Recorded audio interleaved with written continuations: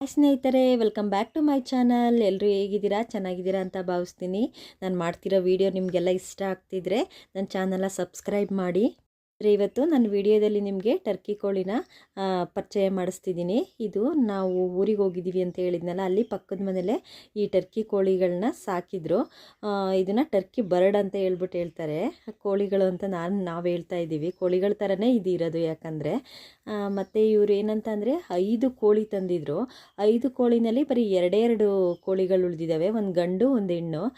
ಇನ್ನು ಉಳಿದಿದ್ದ ಕೋಳಿಗಳೆಲ್ಲನೂ ನಾಯಿ ಕಚ್ಚಿ ಸಾಯಿಸಿದವಂತೆ. ಇನ್ನು ಉಳಿದಿರೋದು ಎರಡೇ. ನಾನು ಅವ್ರ ಹತ್ರ ಕೇಳಿದೆ, ಎಲ್ಲಿ ಐದು ತಂದಿದ್ರಲ್ಲ ಎಲ್ಲ ಏನಾದ್ವು ಅಂತ. ಇಲ್ಲ, ಇಷ್ಟೇ ಉಳಿದಿದ್ದೆಲ್ಲ ನಾಯಿ ಕಚ್ಚಿದ್ವು ಅಂತ ಹೇಳಿದರು. ಏನಪ್ಪ ಅಂತ ಅಂದರೆ, ಇವು ತಂದಾಗ ಅವರೇನೋ 500 ರೂಪಾಯಿಗೇನೋ ತೊಗೊಂಡಿದ್ರಂತೆ. ತಂದಾಗ ಮರಿಗಳ ಥರ ಇದ್ವು. ಇವಾಗೆಲ್ಲ ಬೆಳೆದು ನೋಡಿ ಈ ಥರ ದೊಡ್ಡದಾಗಿ ಚೆನ್ನಾಗಿ ಆಗಿದ್ದಾವೆ. ಆವಾಗ ಕಡಿಮೆ ದುಡ್ಡಿಗೆ ತಂದಿದ್ದಾರೆ. ಇವಾಗ ಏನಿಲ್ಲ ಅಂತಂದರೂ ಅಪ್ ಟು 10 kg ಬೆಳೆಯುತ್ತಂತೆ. ತಂದಾಗ ಒಂದು 2 kg ಅಷ್ಟಿತ್ತು. ಇವು ಅಪ್ ಟು 10 kg ಬೆಳವಣಿಗೆ ಆಗುತ್ತಂತೆ. ಈ ಥರ ಹೊರ್ಗಡೆನೆ ಮೇಯ್ತಾ ಇರ್ತವೆ. ಹೀಗೆ ನೋಡಿ, ಹೀಗೆ ಹೊರಗಡೆನೆ ಮೇಯ್ಕೊಂಡಿರುತ್ತೆ. ಈ ಥರ ನ್ಯಾಚುರಲ್ ಆಗಿ ಮೇಯ್ದರೆ ಇದು ಆರೋಗ್ಯವಾಗಿರುತ್ತಂತೆ ಈ ಕೋಳಿಗಳು. ಮತ್ತು ಇವು ತೂಕ ಜಾಸ್ತಿ ಆದಷ್ಟು ಇವ್ರ ಬೆಲೆನೂ ಜಾಸ್ತಿ ಆಗುತ್ತಂತೆ. ಈ ಟರ್ಕಿ ಕೋಳಿನ ತಿನ್ನೋಕ್ಕೂ ಉಪಯೋಗಿಸ್ತಾರೆ. ಹಾಗಾಗಿ ಇದು ಎಷ್ಟು ನೈಸರ್ಗಿಕವಾಗಿ ಹೊರಗಡೆ ತಿಂದು ಬೆಳೆಯುತ್ತೋ ಅಷ್ಟು ನ್ಯಾಚುರಲ್ ಆಗಿರುತ್ತಂತೆ. ಇದ್ರ ಮಾಂಸ ತಿನ್ನೋಕ್ಕೆ ಉಪಯೋಗಿಸ್ತಾರಂತೆ. ನಾನು ಕೇಳಿದೆ ಅವ್ರನ್ನ, ಸಾಕಿರೋರನ್ನ, ಇದಕ್ಕೆ ಏನೇನು ಹಾಕ್ತೀರಾ ಹೇಳಿ ಅಂತ ಹೇಳ್ಬಿಟ್ಟು.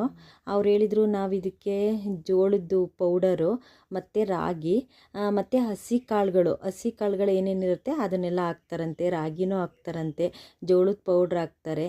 ಮತ್ತು ಅಲ್ಲೇ ಒಂದು ಸ್ವಲ್ಪ ಶೆಡ್ ಮಾಡಿದ್ದಾರೆ, ತೋರಿಸ್ತೀನಿ ನೋಡಿ ನಿಮ್ಗೆ ಆ ಶೆಡ್ಡನ್ನು. ಇವಾಗ ಮನೆ ಪಕ್ಕನೇ ಸ್ವಲ್ಪ ಜಾಗನ ಅಲ್ಲಿ ಗ್ರೀನ್ ಕಲರ್ ಕಟ್ಟಿದಾರಲ್ಲ, ಆ ಜಾಗನ ಈ ಕೋಳಿಗಳ ಬೆಳವಣಿಗೆಗೋಸ್ಕರ ಮಾಡಿದ್ದಾರೆ. ಆ ಪ್ಲೇಸ್ನ ಅಲ್ಲಿ ಸ್ವಲ್ಪ ನೀರು ಎಲ್ಲ ಇಟ್ಟಿರ್ತಾರೆ.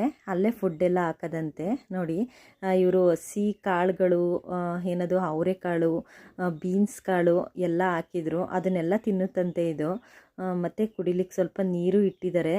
ಇಲ್ಲಿ ಅದೇ ನಾವು ನೋಡಿದಾಗ 5 ಇದ್ದು, ಇವಾಗ ಬರೀ 2 ಇದ್ದಾವೆ. ನಾಯಿಗಳೆಲ್ಲ ಬಿಡೋದೇ ಇಲ್ಲ, ಕಚ್ಚಿಬಿಡ್ತವೆ. ಇದೆಲ್ಲ ತುಂಬ ಚೆನ್ನಾಗಿದೆ. ಇದೊಂದಂತೂ ರೆಕ್ಕೆ ಎಲ್ಲ ಅರಳಿಸಿ ಚೆನ್ನಾಗಿ ಕಾಣಿಸ್ತಾ ಇತ್ತು. ಇದ್ರ ಮೊಟ್ಟೆ ನೋಡಿ, ನಮ್ಮ ಮಕ್ಕಳು ಮೊಟ್ಟೆ ತೊಗೊಬಂದ್ವು. ಆ ಆಂಟಿ ಮೊಟ್ಟೆನೂ ತೋರಿಸಿದ್ರು, ಇದು ಮೊಟ್ಟೆ ಅದ್ರದ್ದು ಅಂತ ಹೇಳ್ಬಿಟ್ಟು.